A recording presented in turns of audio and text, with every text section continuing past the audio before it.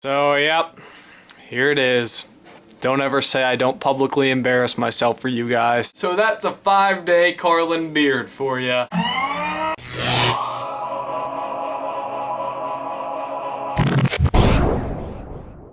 Jay, I absolutely know where you're coming from when you say that people from different areas handle weather completely differently. The two groups of people that I spend time with, other than people who share my climate, either live in New York or in Miami. And regardless of who I'm with, I become equally annoyed with their ability to handle their weather type better. I mean, here in Virginia, it's just a good old average weather area. It's either kinda hot or kinda cold. We're just not really good at either. Oh yeah, 60 degrees with a light breeze, then we'll see who's talking. Makes me sad. But you made a point about a snowy road and how it's the exact same amount of danger or their lack of for those people who are either more or less accustomed to that kind of weather. What really makes the difference is the way that the road is viewed and how some people are more aware of the lack of danger or how some people are more concerned with the possibility of danger. But it really just comes down to how things are viewed. So I'm gonna take that snowy road and connect it to a controversial social topic. Today I was having lunch with one of my friends and they were telling me about this organization that's a coffee bean farm in Rwanda. The objective of that organization is to provide jobs and a livable lifestyle for the people living in that area by working this coffee farm. And while I think it is great that there are organizations out there that are doing something like this, basically providing jobs that give somebody a livable lifestyle,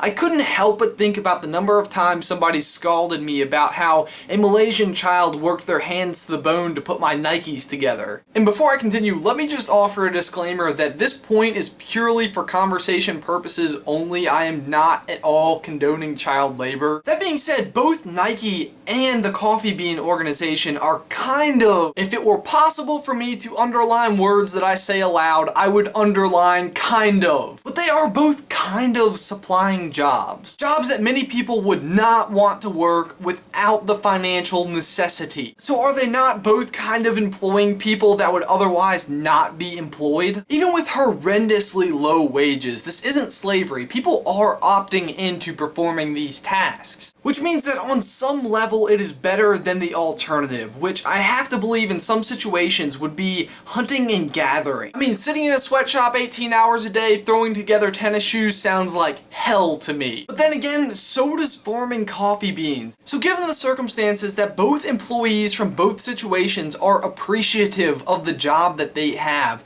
do the intentions make all the difference? The difference between, on the one hand, taking advantage of cheap labor, or going into an area where at least some of the objective is solely to offer jobs to people who would otherwise not have them. If somebody does something that ends up negatively impacting you, but they had good intentions to begin with, would you still be mad at them? And is there a line? Your thoughts in the towel section down below. I'm really interested to see what you guys say to this one. And again, I really hope not to offend anybody with this video. It is purely just to evoke conversation, and I just can't stress that enough. But Jay, that's all I've got for you today, man. I'll see you tomorrow.